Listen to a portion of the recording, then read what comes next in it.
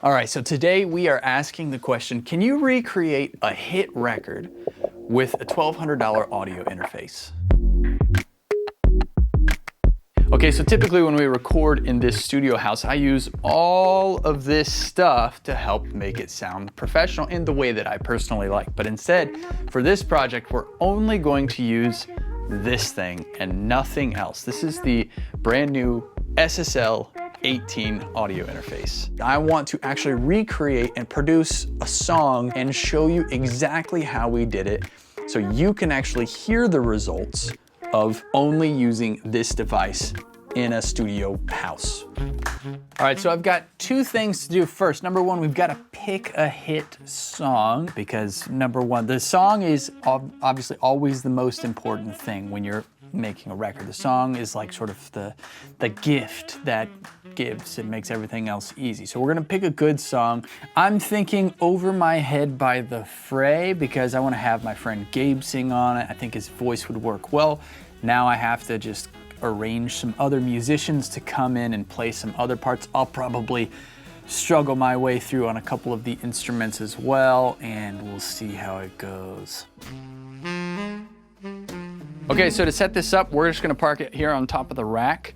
We're gonna try and keep it in the control room for most of what we're doing so we can listen as we get sounds. But to set up is super simple. We've got a power cable here. This is a USB interface, USB-C.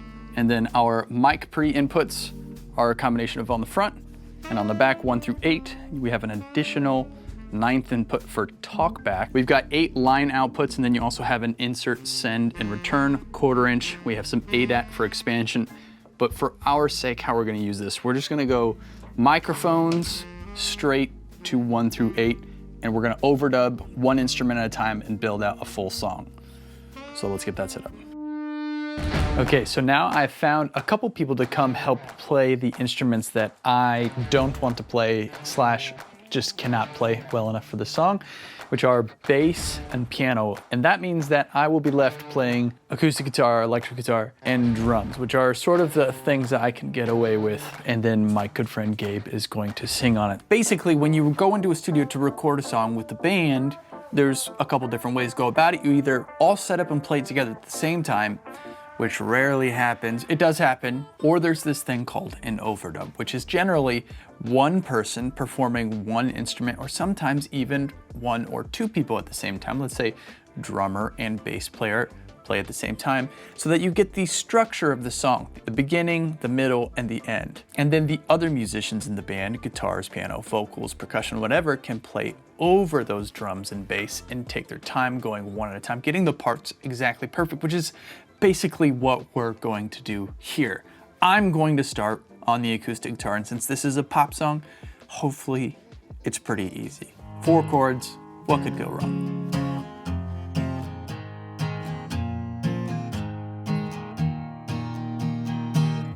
Yeah. So I actually played it in the guitar booth in there. We ran lines, we did headphones, we tracked the whole thing. It was fun. But then after we did piano and bass, I deleted all of it because it just was, they were rubbing. It was weird. So basically I had to re-record the acoustic guitar again. And this time I did it in here, and this is how it turned out.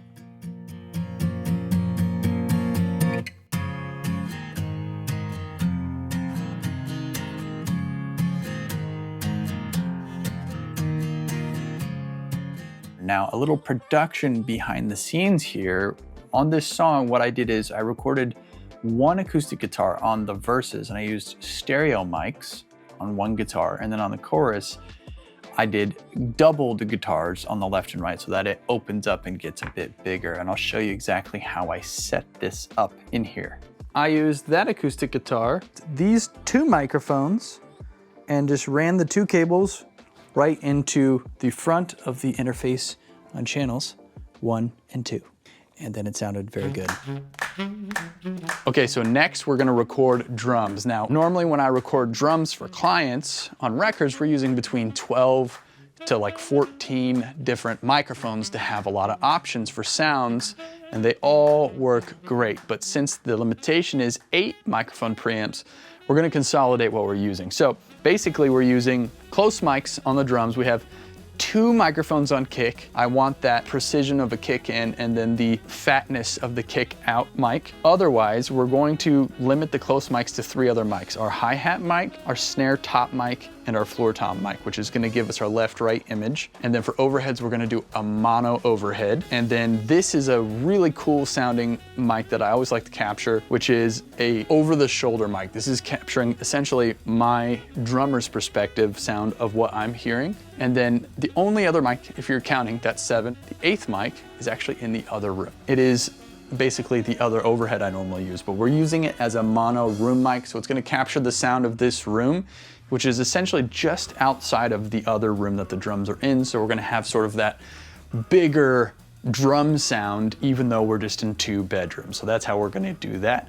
And now we'll get some sounds and actually record the drums.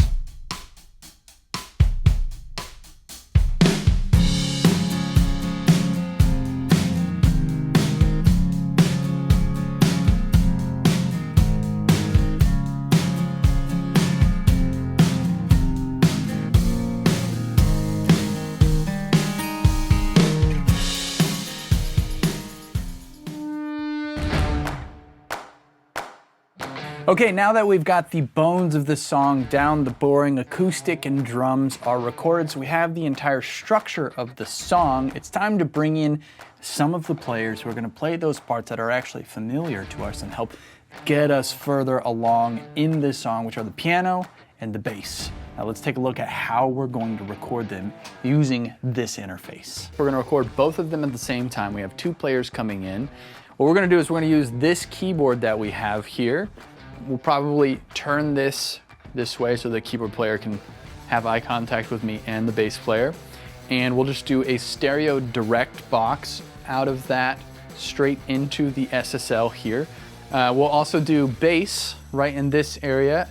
Same thing, hit the DI box and then go straight to the preamp on the interface. And then we can live monitor through the 360 app so that the musicians can hear and yeah, bang it out. Hopefully it'll go pretty fast. How hard do you think you'll be digging in on this? Especially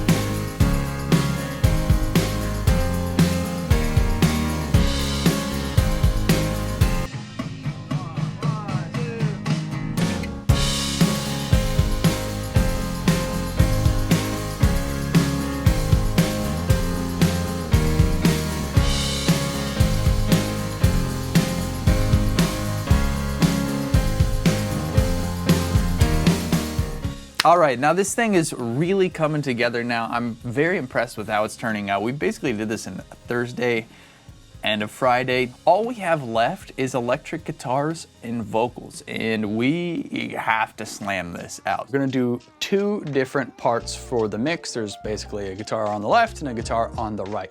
The way we're gonna do it is we're gonna have each guitar performance be on a different guitar and a different amp.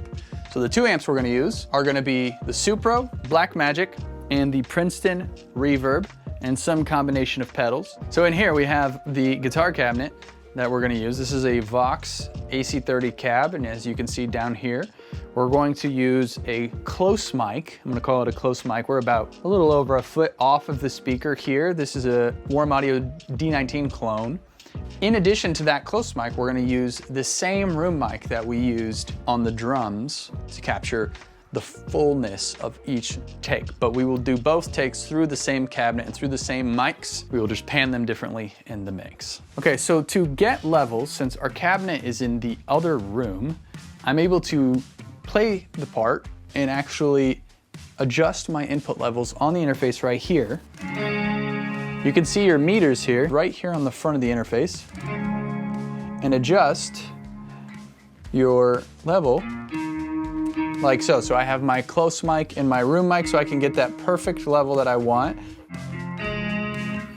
Sounds awesome. So this is the software that we're working on. If you have any other SSL controllers, then this is gonna look familiar. This is their SSL 360 software. Basically allows you to control whatever hardware you have connected. In this case, the audio interface has its own tab. So this is all of our channels here that are on inputs that are connected. Since I'm playing guitar right now, I can see my input levels on the channels that our guitar is coming in on, and I can hear it right on these faders, just like a console. So now I'm going to continue recording guitar and do this weird breakdown part where I'm going to do a lot of picking on a very strange, strange part.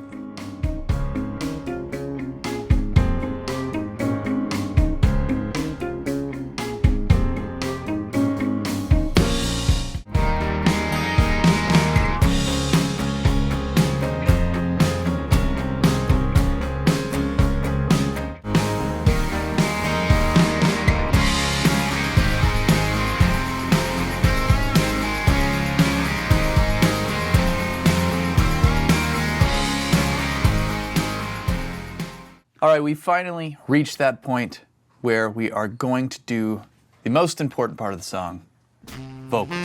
Our vocal is literally right here. We're gonna use this mic, and it's just plugged straight into input 1. This interface, this is unique to this one. It's actually really cool. You can insert a compressor on the input for channels 1 and 2. So when we're recording vocals, we actually can connect a compressor to channel 1's insert, send, and return, and record through this internal preamp and the compressor at the same time. That is a super unique thing about this. I don't know a lot of other $1,000 range interfaces where you can actually insert hardware on the front end input, which is very, very cool for people who like to record vocals with a compressor, which is a lot of people. But since we're not doing that in this case, I'll do compression when I get to the mixing part of this process. All right, so with that mic set up on vocals, we have now finished recording everything. I have done a mix completely in the box, only using the SSL for everything. Now is the moment where we're going to listen to the final results and see how it turned out. We had a ton of fun making this. Let us know what you think down in the comments.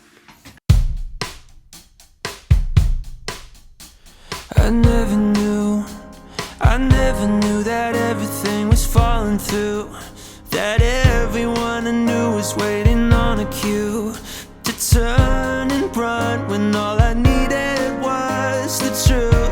But that's how it's gotta be. It's coming down to nothing more than apathy. I'd rather run the other way than stay and see the smoke and who's still standing when it clears. And everyone knows I'm in over my head, with 8 seconds left in overtime. She's on your mind, she's on your mind.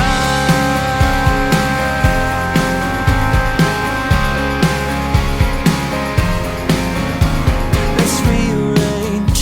I wish you were a stranger I could disengage, to say that we agree and then never change. Soften a bit until we all just get along. But that's disregard. Find another friend and you discard as you lose the argument in a cable car, hanging above as the candy comes between.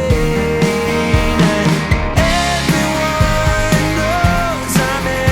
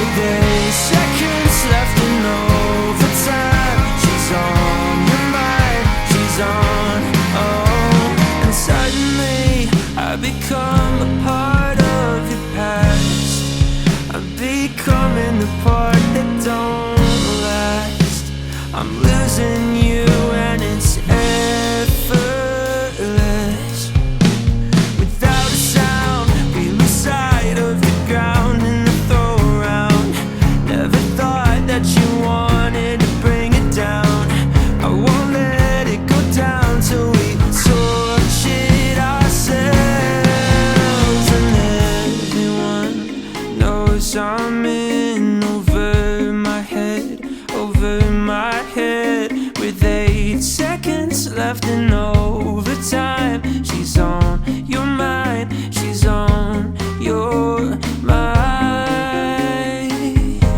Everyone knows she's on your mind. Everyone knows I'm in over my head. I'm in over my head. I'm over my. Everyone knows I'm in over my head. Over my head. With 8 seconds left in overtime. She's on your mind. She's on your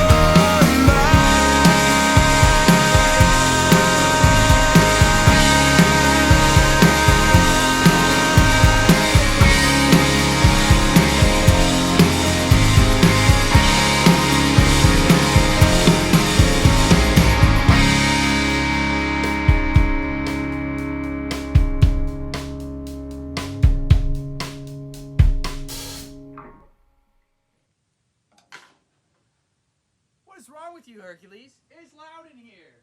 Don't come in here. It's too loud. A couple takeaways for anyone who's just getting started is to don't get too distracted by the tools. The tools are there to help facilitate what you're doing, but the things that matter the most, number one is the song. Number two are your skills. Invest in your skills. Take your time, work with good people. People is the third one. You want to have good people that you work with, skilled people that you work with. You can, if you're by yourself, you can invest in your skills, work on trying different things, learning what other people do. You can look up a lot of stuff online. Get out there, work with other artists and musicians, see how they do things. There's so much value in working with others and seeing what they do and trying it on your own projects. This process for me was a really fun exercise of limitation, of going down to 8 inputs, but some of you might be going up to 8 inputs, and I can tell you, you can make great sounding records with 8 inputs and mic pre's. And the last thing to consider are the tools that you use. They make a big difference. I'm doing it in that priority because of the song, the skills, the people, and then the tools. But the tools, best case scenario, help enable you to do the first 3 and get the best possible performance, working on your production skills, working on your engineering skills, working on your mixing skills are the most important things, and having fun while you do it is just the best. All this stuff is supposed to be fun, so make sure that you're keeping it fun. Let us know what you guys think about the song down below. Also, shout out to everyone who came and participated in this. Aaron on keys, Addison on bass, Gabe on vocals, and then I fudged my way through the others. Shout out to Stavros and Cole who helped put this whole project together. They're working here in the studio with me. This has been a very fun project. I'm happy to share it with you. If you're new to this channel, do me a favor and hit the subscribe button, the like button, and check out the description. There's a lot of cool stuff down in the description, links to the SSL 18, as well as all the other gear that we use here in the studio. If you're working on your own new studio setup, check out the free Epic Studio checklist to download. And if you're doing something bigger and you want to book a consultation, check out the consultations on my website. Thank you guys for watching this, and we'll see you in the next video.